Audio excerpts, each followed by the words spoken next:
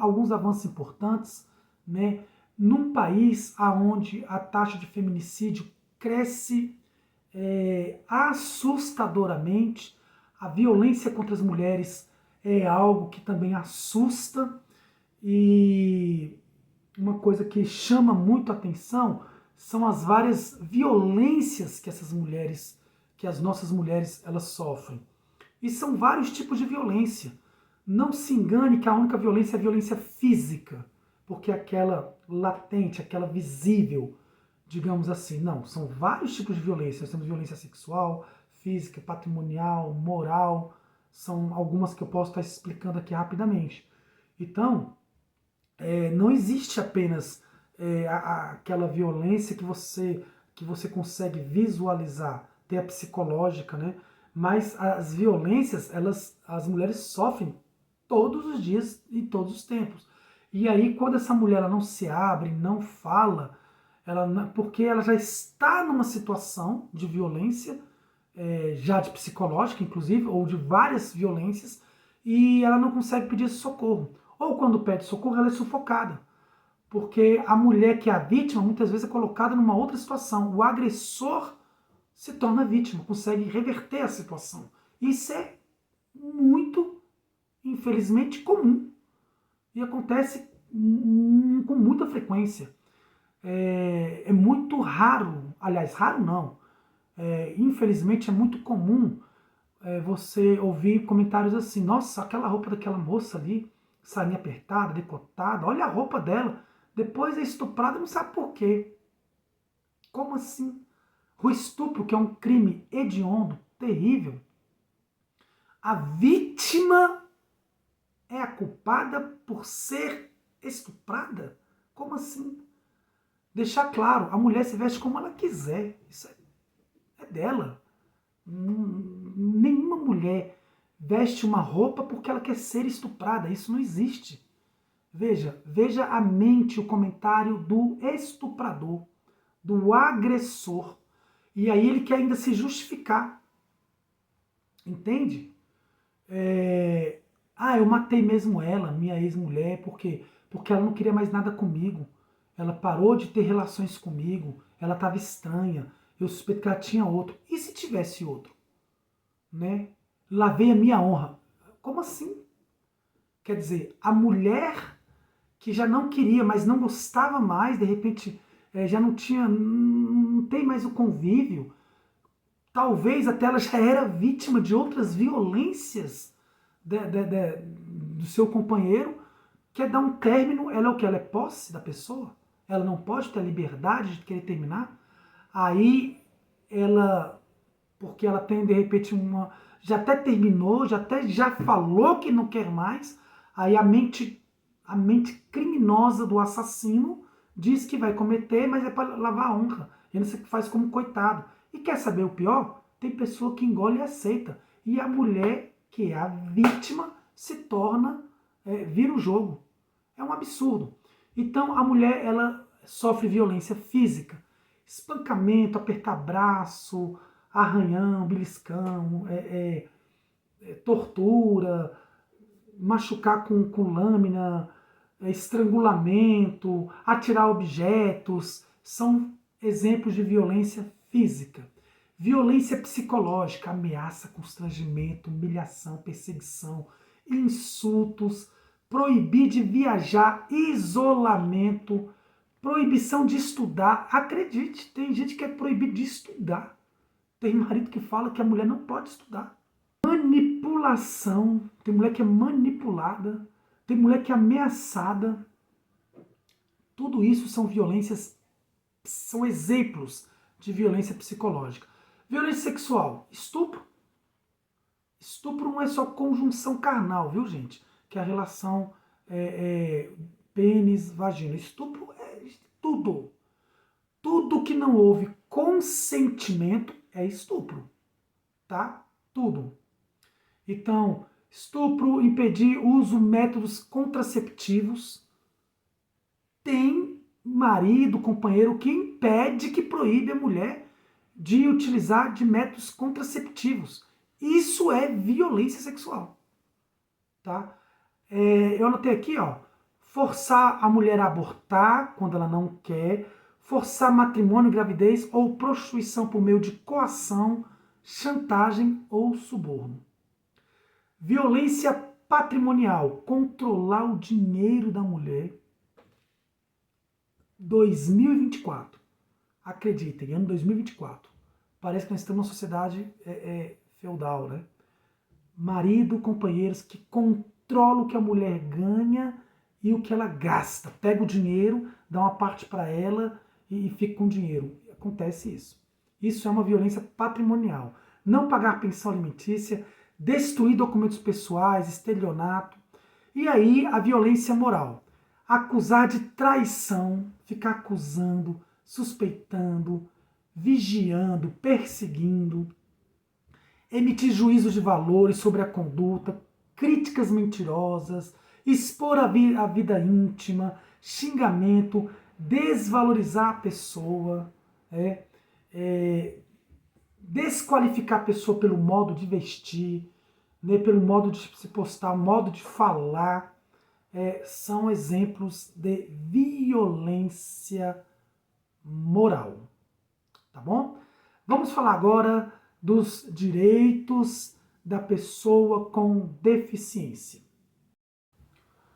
O artigo 7º diz assim, lá no inciso 31, proibição de qualquer discriminação no tocante a salário e a critérios de admissão do trabalhador, lá ainda dizia portador de deficiência. Hoje a gente utiliza pessoa com deficiência. Uma pessoa me ensinou que ninguém porta nada, né? Então é pessoa com deficiência é o termo utilizado, né, nos dias atuais. Então vamos falar um pouquinho sobre esses direitos que nós precisamos garantir, que é os direitos da pessoa com deficiência. Quero falar que historicamente nós podemos elencar aí 4 fases sobre a pessoa com deficiência. A primeira fase a gente chama da fase da intolerância. A fase da intolerância é quando as pessoas viam a deficiência, né, a pessoa com deficiência como se fosse uma impureza, um pecado. Absurdo, né? Segunda fase é a fase da invisibilidade, muito comum. É quando simplesmente a pessoa com deficiência não é vista. Ela é invisível. E se ela não é vista, muito menos seus direitos garantidos, né? Então você não consegue enxergar uma pessoa com deficiência, muito menos observar ou perceber que essa pessoa teria algum tipo de direito, né? A terceira fase é a fase assistencialista. Ela é estritamente médica e ela trata então a deficiência, qualquer que seja, como uma doença. Uma deficiência é uma doença e, como tal, tem que se buscar a cura, tá? E aí, a doença, na verdade, uma enfermidade e a cura. Por último, nós temos a fase, né? A fase que é a fase humanista. A fase humanista, e aí sim ela é ligada aos direitos humanos, onde a pessoa com deficiência ela é tratada como uma pessoa dotada de direitos que precisa garantir a sua inclusão na sociedade. Né? Ela precisa estar na escola, ela precisa ter garantido o espaço dela nos locais de trabalho, ela precisa ter acessibilidade, enfim. É o debate sobre a sua inclusão, é o debate a partir do olhar dos direitos humanos. A gente chama então de fase humanista. Eu anotei aqui também alguns documentos importantes, vou ler para vocês. Primeiro, Declaração das Nações Unidas sobre os Direitos da Pessoa com Deficiência, de 9 de dezembro de 1975. Depois, nós tivemos a Convenção Interamericana para a Eliminação de todas as formas de discriminação contra as pessoas com deficiência na Guatemala, de 28 de maio de 1999, e promulgada aqui no Brasil pelo decreto de número 3.956, de 8 de novembro de 2011. Então são alguns documentos relevantes aí que tratam especificamente da pessoa com deficiência. E aí e eu sou professor, a educação tem tido um papel muito importante nos anos para cá, que tem sido o papel primeiro de integração social, que é realmente ter juntado, né, as crianças e adolescentes, pessoas com deficiências, com as pessoas ditas, as pessoas que não possuem, né, que não têm deficiências, e também transtornos, todo mundo juntos, isso é importante, mas temos que avançar ainda na inclusão. Inclusão é dar acessibilidade, é garantir direitos também, né? Não é só juntar, mas também garantir direitos, né? Monitores, em muitos casos, corrimões, portas de banheiros em braille, banheiros adaptados, enfim, tem que se avançar muito. Mas já houve um início e isso é muito importante, né? Então, parabéns aí à educação, pelo menos que é onde eu trabalho, por estar dando esse pontapé inicial nesse debate que é tão importante, que é a inclusão da pessoa com deficiência. Muito importante mesmo sobre o olhar dos direitos humanos. Agora, vamos falar um pouquinho sobre a proteção da diversidade sexual, especificamente proteção à população LGBTQIA+. Infelizmente, no Brasil, o nosso país é um dos países que mais matam pessoas LGBTQIA+. Um dado muito triste que não podemos mais tolerar, não podemos mais aceitar, porque é um crime de ódio, é um crime de intolerância, é um crime por razões de preconceito. E nós temos que garantir, nós enquanto sociedade civil, sociedade organizada, temos que garantir a essa população os direitos humanos, né? Direito à dignidade, direito à inclusão e principalmente à proteção. Olha só, proteção.